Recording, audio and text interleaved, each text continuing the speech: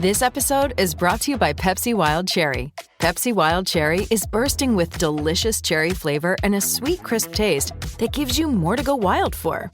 Getting wild may look different these days, but whether it's opting for a solo Friday binge watch or a big night out, everyone can indulge in their wild side with Pepsi Wild Cherry. Also available in Zero Sugar. So grab a Pepsi Wild Cherry and get wild. Welcome to Talking Mopars, episode number 168.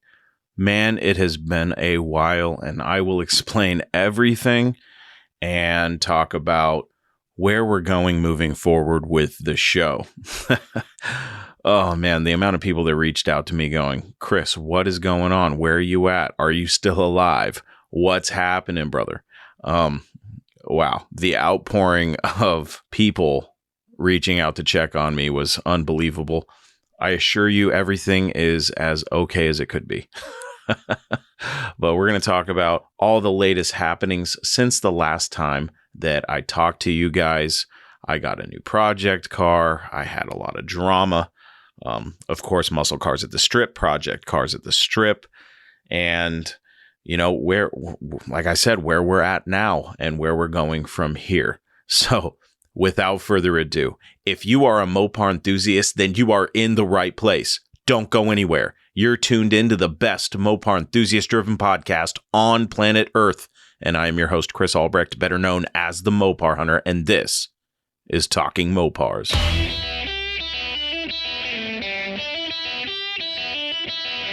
You're listening to Talking Mopars with the Mopar Hunter, your direct connection to all things Mopar.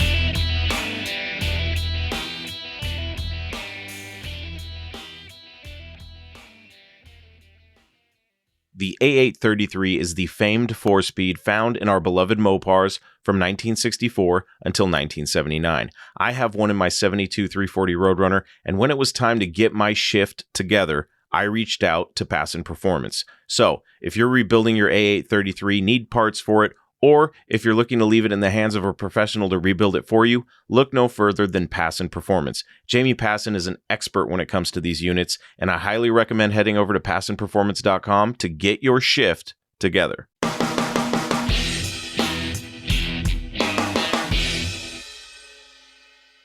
All right, guys, welcome back. Let's rewind back to the end of February, right before I really started getting crazy about getting ready for muscle cars at the strip. So, as you all know, I failed miserably at the challenge and the Roadrunner was nowhere near getting complete. A lot of it was my fault, and I know I've talked about this before. The planning and execution of that project was just done horribly, and that's all my fault. But one big problem that I had, and I know I spoke about it a little bit on the show, was that Facebook owed me thousands of dollars and they weren't paying me, which ended up with me selling my van, regrettably, and then they ended up paying me last minute, and it wasn't enough time to get the rest of the parts that I needed to haul the Roadrunner, well, to finish the Roadrunner, and then to haul it down to Las Vegas for muscle cars at the strip, specifically the amazing sideshow of muscle cars at the strip, known as Project Cars at the Strip, which was a huge success, and we'll talk about that in a little bit. So yeah, the Roadrunner didn't get finished, and I just it was like a punch in the gut knowing that I had failed. And I had an opportunity to get the Mr. Norm truck back. And I don't remember how much I told people about this situation, but a lot of you saw what transpired online between myself and the son of the guy I got the Roadrunner from, who I traded the Mr. Norm truck to. Everything got blown up publicly. I'm gonna lay it all down right now here in the next couple minutes. So this is what happened.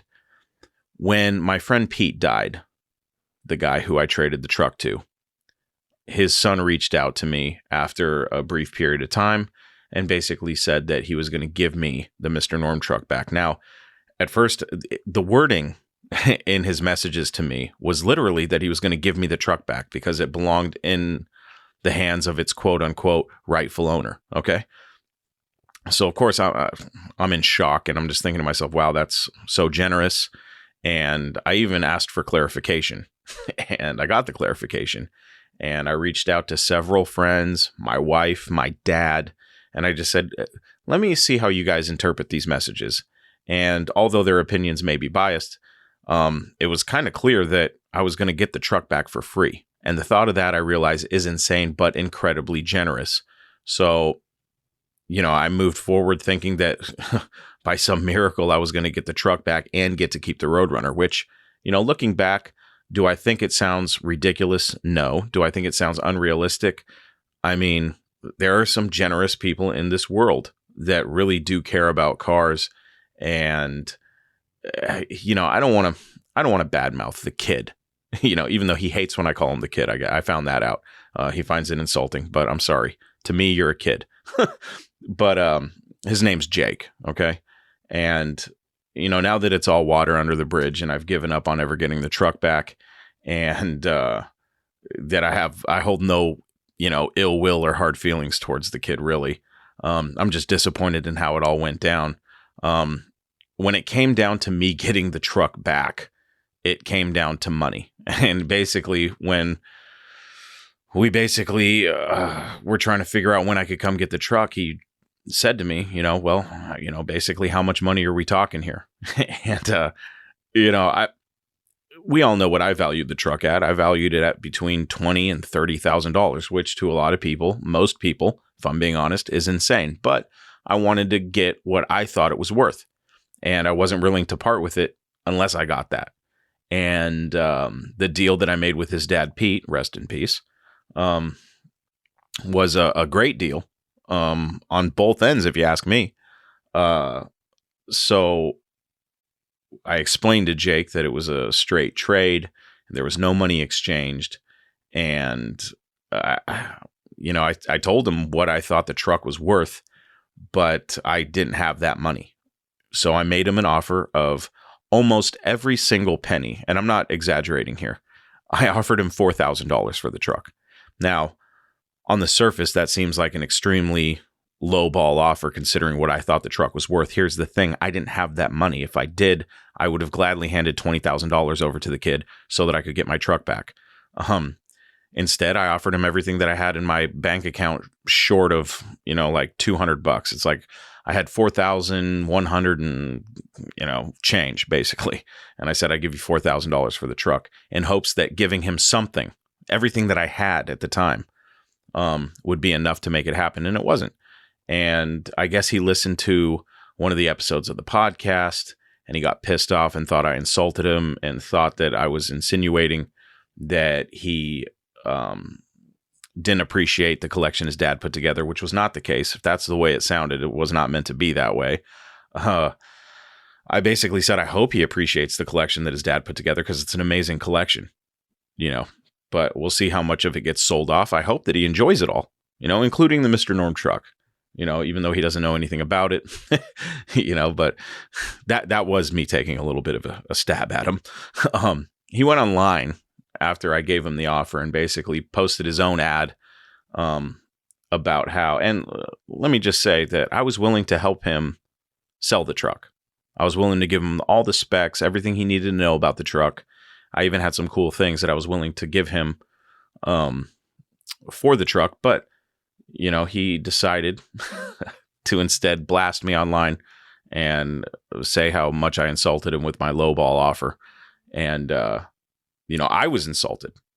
That was insulting to me, especially since it was a private conversation that we had. But I aired it all out. I said, okay, well, if he's going to go ahead and do that, then I'll just post all the messages so that people don't get it twisted and people can decide for themselves what they think. I've always been a straight shooter, and the kid really did me wrong. Had he reached out to me and aired his grievances, we could have talked about it like men. But he did something that I would expect an immature young man to do.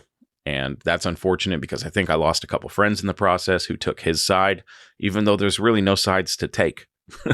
He wanted money for the truck. I didn't have the money. I gave him an offer. He said, no, cool, let's move on. But instead, he took a different route. And, I could have handled the situation better myself, but that's not the way it went down. And like I said, I think I lost a couple friends over it, which is unfortunate. But, I'd rather not have them in my life anyway if they're like that. So screw them, screw him. And I hope the Mr. Norm truck finds a good home, no matter where that is. So, was that a little harsh? Could I have handled the situation better? Sure. But I wish the best for the kid and, everybody else involved in the situation, but the hatchet's buried on my end, and, the Mr. Norm truck is not coming to its rightful home. It sucks, but, it's cool. I'll build another tin grill down the road sometime, but, for now I got projects now. So I got the Roadrunner still. I know a lot of people are doubting, where the Roadrunner is and if it'll ever get finished and yada, yada, yada. That's another thing. I just said I buried the hatchet. Well, it's not quite true. Somebody told the kid that I was putting really, really cheap parts and I was building this car as cheap as possible, which is not true at all. I wish that was the case and I wish I didn't care that much, but, that was insulting too. So there's that. But, I'm still planning on building the Roadrunner and getting it on the road. I'm just really far behind on my schedule, the way I had it planned out and mapped out in my head. But don't worry, I'm still moving forward with that project. But, when that was all said and done, I still wanted to get to Muscle Cars at the Strip. And I'm actually glad I didn't get the truck, because if the kid had accepted my $4,000 offer, I wouldn't have been able to afford to pay for the fuel to get to Vegas in the first place. So, I guess it all worked out in the end. I did have the $4,000 and I still managed to make it to Vegas, and I bought another project car, that I actually took to Vegas, and I have zero regrets because it was a blast. I went out. So I saw an ad on Craigslist for a 69 Dodge Dart that was F6 green. Okay. With a blue top, not a blue vinyl top or anything. It was a blue top. Like the vinyl top had been peeled and there was B5 blue underneath, which I thought was crazy. So I see this thing posted for like 8,500 or something like that. And then, I see it again posted for 5,500.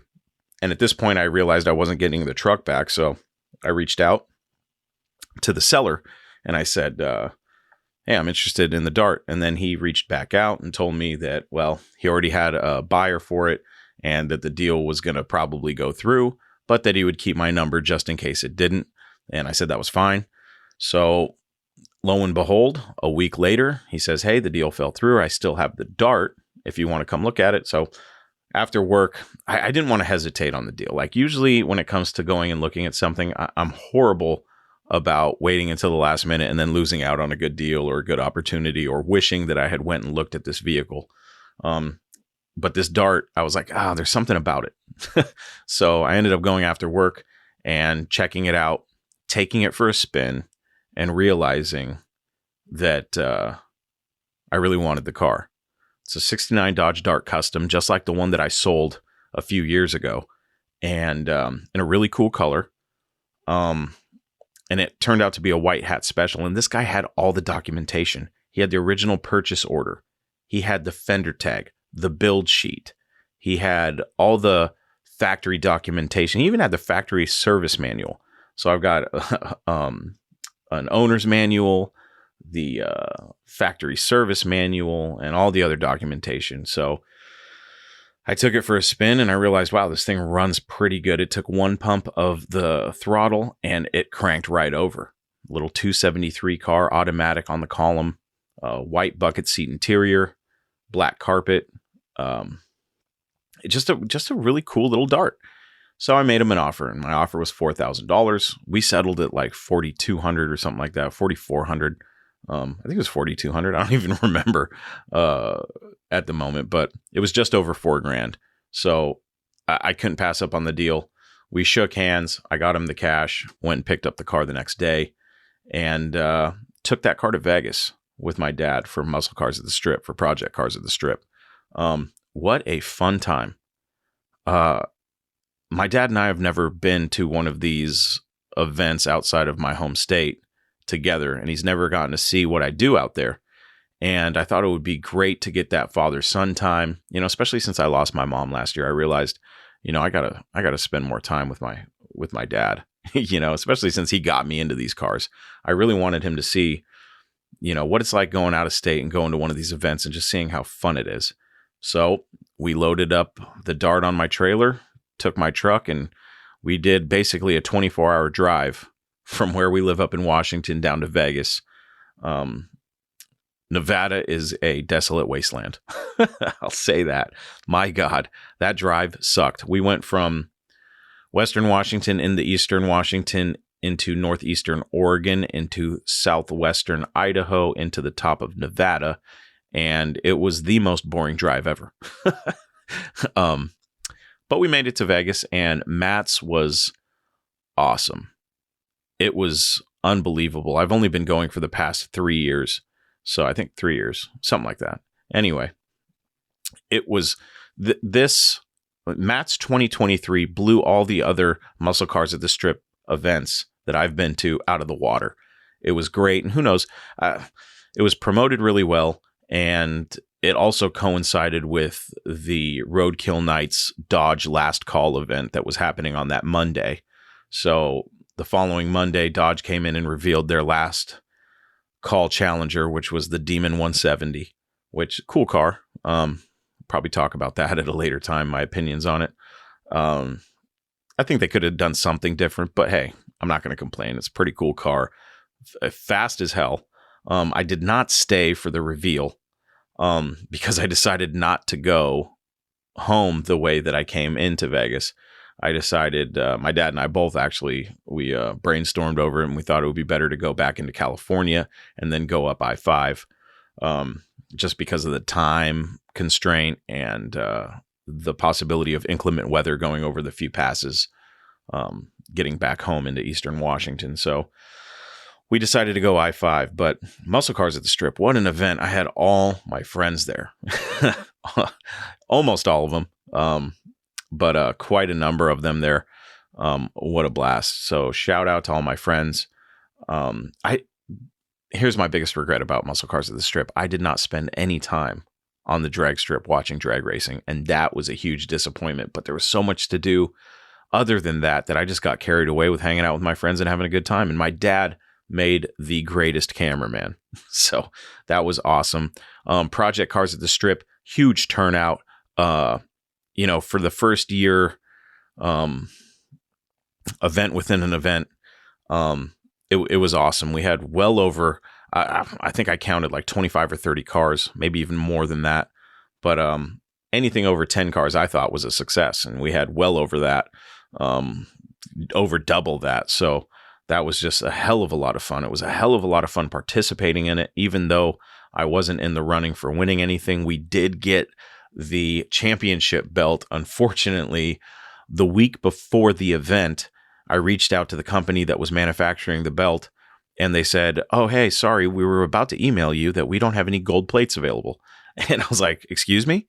So I had to make a sacrifice and go, "Okay, just what plates do you have?" And they had silver plates. So the winner of this year's Project Car Challenge for Project Cars at the Strip won a silver championship belt, which still cool. The gold would have been a little bit cooler, but unfortunately we couldn't make it happen. It's the same price, but it's not like I was paying any more for the gold, but it would have been nice to have it. Unfortunately, that's not the way things turned out, but next year will be a gold belt. And let's talk about Project Cars at the Strip for a minute. Great turnout. Like I said, a lot of my friends showed up. So shout out to everybody that showed up to Project Cars at the Strip. It was awesome. And hopefully this next year in 2024, if we do it again, hopefully it'll be even better and more organized. This year, you guys can blame me. I dropped the ball. I didn't think that I was going to have to judge the thing.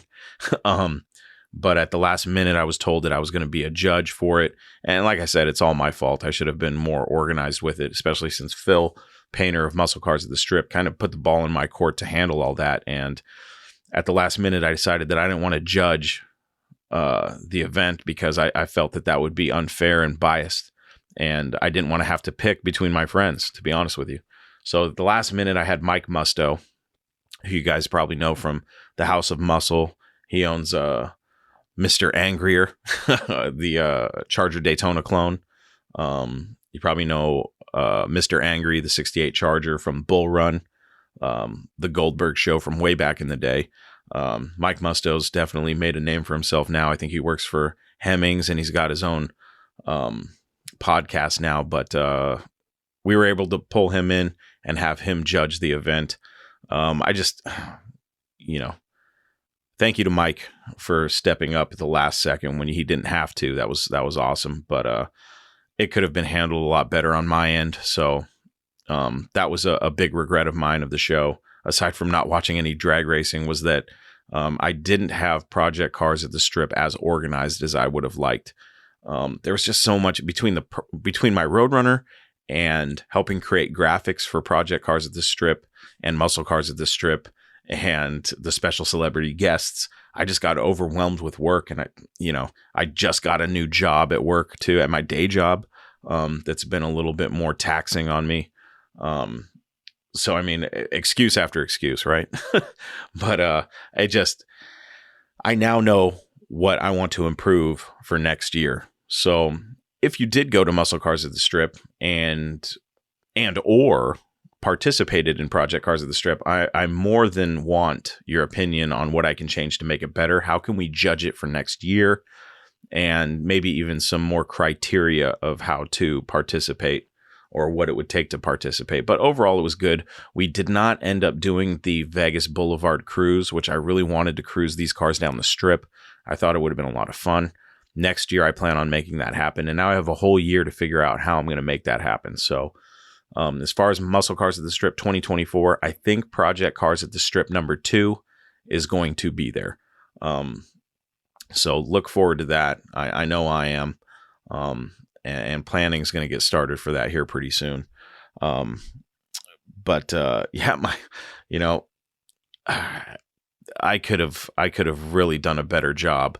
But it's been a long time since I organized an event, even one on such a small scale as Project Cars at the Strip. Because in reality, even though Muscle Cars at the Strip is a huge event, a ton of aspects to the event, and Project Cars being such a small aspect of it, I still could have done a lot better. So lessons learned, and it'll be back better and hopefully bigger than ever. So I'd like to give a shout out to Phil Painter for giving me the opportunity to be part of Muscle Cars at the Strip and give me and my love for Project Cars a little bit of a platform, and all my friends the opportunity to come out and show off our shit boxes. What a great time. I got to ride in a couple cool cars, not just my 69 Dodge Dart, which did run and drive off the trailer. But I got to ride in Johnny Mopar's 68 Charger. That was a hell of a lot of fun. So thank you to Johnny for that. One of the highlights of the weekend, in addition to Johnny's Charger and all the other fun stuff, was that Mike Coffey, legendary Mike Coffey, took me for a ride in his 71 Hemi Barracuda. Now, if you know Mike, you know this guy gives zero fucks. And we took that thing out and we left the show, and outside of the speedway, let's just say we had a great time. There is video on my Facebook page. I took a live video. I was live when we went for this ride. And I'll tell you, Mike Coffey drove that car like he stole it. He was slamming gears so hard in that thing that at one point during a power shift, screws and dash particles came flying in my face. But a hell of a lot of fun. The whole event was just a blast. I had a golf cart, and like I said, all my friends were there. I had my buddy Matt, that's Big Block, my co-host for Talking Paranormal and host of Big Block's Garage. Blake from DIY Hemi, also known as Sublime Technologies. Obviously Johnny Mopar, Ruben from Muscle City Madness. And oh my God. I see I made a mistake. I started naming people, and now I'm going to feel guilty for not naming everybody. We had Vanessa from 5 Point Parts, formerly an employee of Wildcat Auto Wrecking. Jeremy McDonald from Shade Tree Vintage Auto. We had Matt from Rolling Heavy Magazine. Rolling Heavy Magazine was there. Best magazine on planet Earth, I'll tell you that. His girlfriend Nicole was there. Obviously my dad. Our buddy Sean from Arizona. He was there as well. Gosh, oh my God. Now I'm going to feel like a complete dick if I don't Everybody. Anthony and Madison. Gosh, now, of course, I'm drawing a blank. This is great. This is fabulous. My friend Bill Adams, who's part of Muscle Cars at the Strip. Phil and Jill Painter. See, I totally made a mistake. I shouldn't have started naming people. And everybody else that was there. Shout out to you as well. Now I feel guilty. But I guess you can't make everybody happy, right? But ton of my people showed up. And again, shout out to everybody that participated in Project Cars at the Strip. What a fun time. Chris Birdsong was there. I didn't even get a chance to talk to Chris Birdsong. I love drag racing, and I don't participate in it as much as I'd like, but I'm starting to fall in love with autocross. I can't lie. It looks like a blast. So hopefully in the future, I can build a car that kind of serves multi-purposes. I would love a car that I can take to the drag strip and have some fun on the autocross. So that's something that's on my mind. But yeah, so I've got this new project car, and the fact that I could drive it around at Muscle Cars at the Strip was nothing short of awesome. It felt really good to at least participate in the event. And you know what? When I got down there, got the Dart off the trailer, was driving it around, I really had no regrets about not bringing the Roadrunner, because I was thinking about it. And I knew that one part of the Roadrunner that probably most likely, even if everything else had went as planned, that was not going to get finished was I probably wasn't going to have the side windows in it, which would have been horrible on that drive. So with a car that nice, I really feel like the only way to bring it to an event is to haul it in an enclosed trailer. But maybe that's just me being a pussy or something. I don't know. But I'm glad everything worked out the way it did. And I'm really happy with this Dart. And Jeremy from Shade Tree Vintage Auto actually pointed out to me that the car's been sectioned. So the roof and basically the ass end of the car are a different Dart. And he got underneath it. And I didn't even think about it when I was underneath the car looking at it. But he's like, this thing was a 344 speed Dart at one point, like this back end. And I said, how do you figure? And it's got torque boxes. And I didn't realize that only 344 speed Darts had the torque boxes. So I imagine the big block Darts would have too, but I haven't done that much research. But yeah, sure as anything, the car's got torque boxes on it. So the car that was sectioned onto the back half was the 344 speed Dart. I guess we can assume. So that was something I learned. So my car's been sectioned, and I'm not even mad about it. I love that car. It's just so fun. I ended up, before I took it to Matt's, I wanted to do a couple things to it. So very last minute, I found a set of small bolt pattern Kraggers locally for, I forget how much the guy wanted. It was like $450 or $500. I gave him $400, called it a deal. Bought some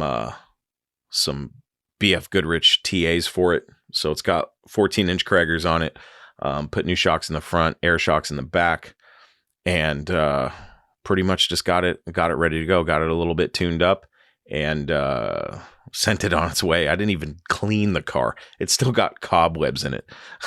But I just wanted to bring something down to Matt's, and I did. So that part of the mission was accomplished, I guess. But yeah, the Dart is it's nice because it runs and drives. So I'll have something to cruise around while I still build the Roadrunner, but I've already got plans for the Dart. I really want to put the modern Hemi that I have. I still have the 2012 5.7 from the Ram. I've got that and some parts laying around for it. So I really want to put that in the Dart, and I kind of want to turbocharge it. Maybe even twin turbocharge it. So I'm doing some research. I might put a forged rotating assembly, just a drop-in piston and rod kit in the car so it can handle some boost. And then put together a turbo kit. So I'm looking into that. I keep hearing that these Hemis can produce some big power with a little boost. So I'm doing some research, seeing what I can do on a budget, which isn't much, but hopefully we can make it happen. I also, speaking of budget, I lost monetization for Facebook and Instagram. So a lot of the money that I was using to have fun is now gone. So I need to figure something else out. So I guess if you want to help support Talking Mopars, go to talkingmopars.com, go to the merch shop and buy a shirt. There's a cheap plug there. But I lost a huge revenue stream. So I'm trying to figure that out right now. But that's something you guys don't need to hear. But yeah, moving forward. One more thing about Muscle Cars at the Strip. My dad was my cameraman, and all weekend long, it was like my GoPro was glued to his damn hand. So I have hours of footage to go through. My dad did an amazing job, and he had a blast. He got to meet all my friends and stuff, and I'm so happy that my dad got to go, and I hope he gets to go again. I'd love to have him come next year and enjoy the show again. Like I said, Muscle Cars at the Strip 2023 was awesome. It was off the chain. And I can't wait for 2024. But moving on, I've been doing a lot of thinking, and it may be time to rebrand the show. I don't know if the name Talking Mopars is sustainable. Something in my gut tells me that if the show continues and, God willing, it gets bigger, that Ma Mopar might come around and ask me to shut it down, or at least stop using the name Mopars. So I'm thinking about different names, and it's really killing me because I really like the show. I like the name of the show, and the show really wouldn't change. It would just be a name change, and I hate that. I really hate that.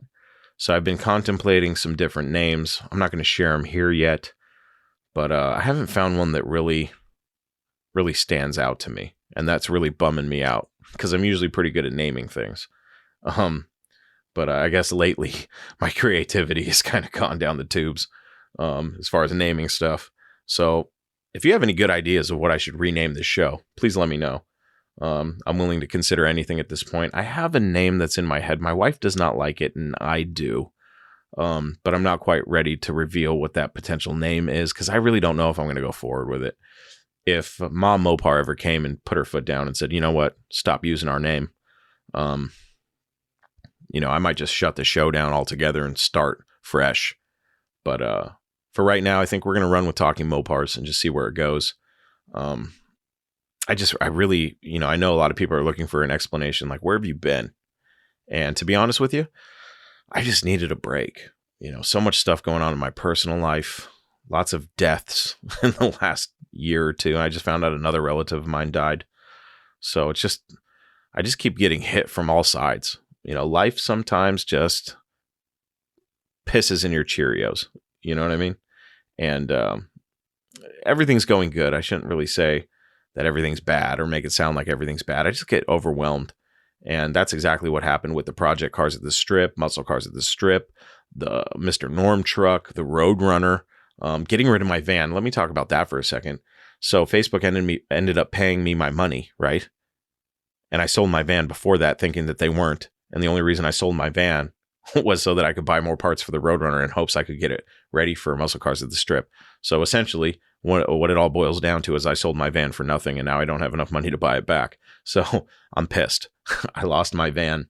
And I don't know if you've looked at prices of vans lately, but they're not exactly cheap, especially for what I'm looking for. So that's unfortunate. But I did find another one, and I'm considering looking at it. I just don't know if I'm ready to drop money on another van at this point, because I still have some parts I need to buy for the Roadrunner. And everybody I talk to says, quit taking on more projects than you can chew.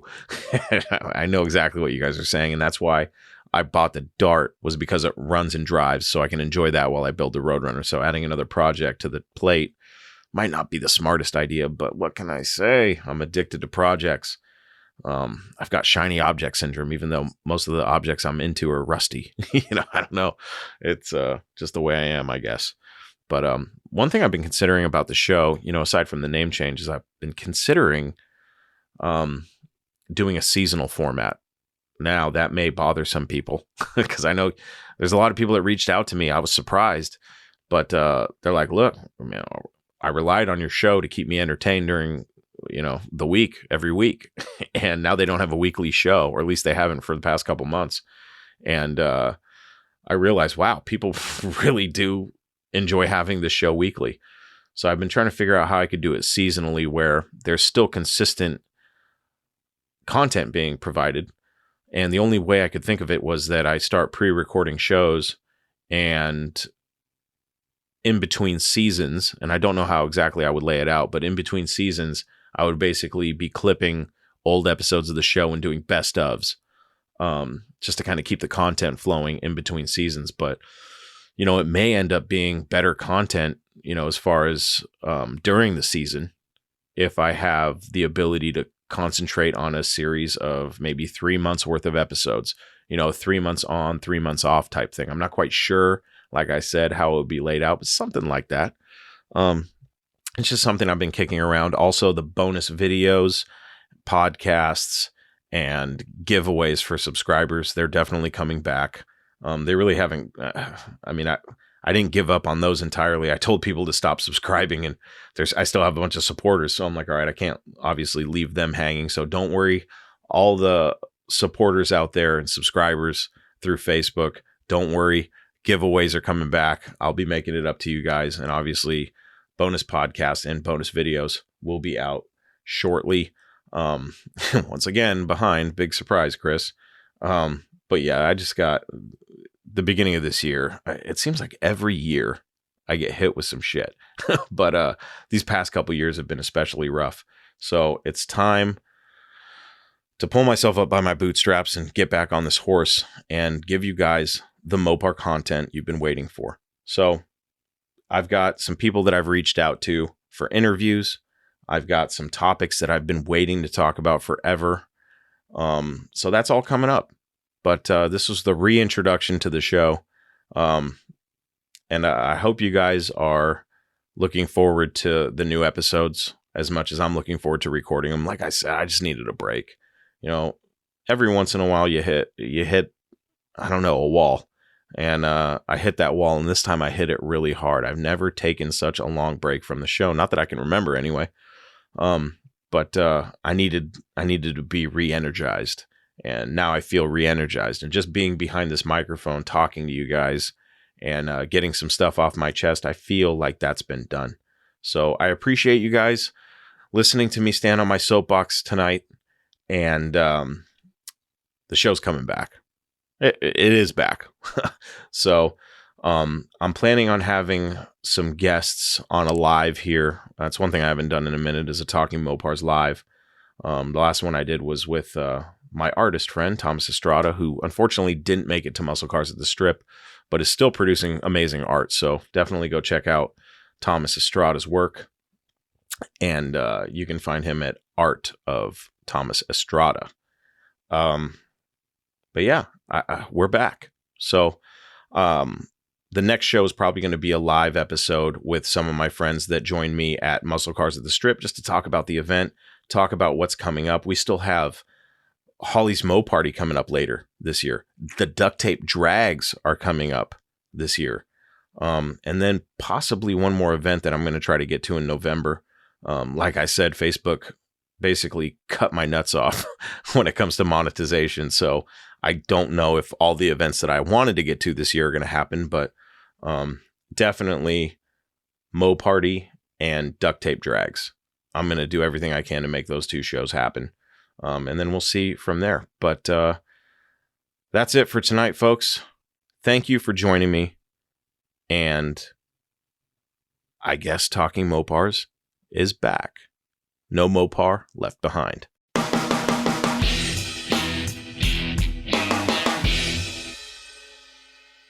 There you have it, my friends. Another episode of Talking Mopars is in the books.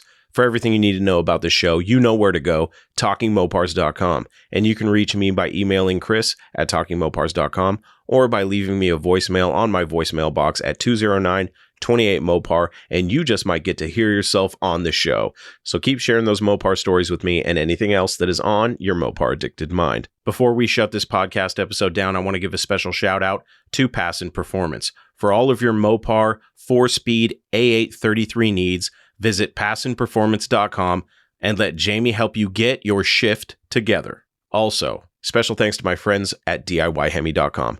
For those of you that don't know, Blake has rebranded DIY Hemi, so although the website is still DIYHemi.com, DIY Hemi is now Sublime Technologies. So if you've been considering swapping a modern Gen 3 Hemi into your classic Mopar, then reach out to Sublime Technologies, get a hold of Blake, and tell them that I sent you. Blake has supported me from the beginning of this show, and I also support him in his mission to Hemi swap the world. Also, don't forget how important it is to keep your Mopar protected from the elements. If you need protection, don't wait. Head on over to TalkingMopars.com, click on the Affiliates tab, and go get your Mopar covered today. That's it, my friends. Until we talk again, I am your host, Chris Albrecht, and that was Talking Mopars.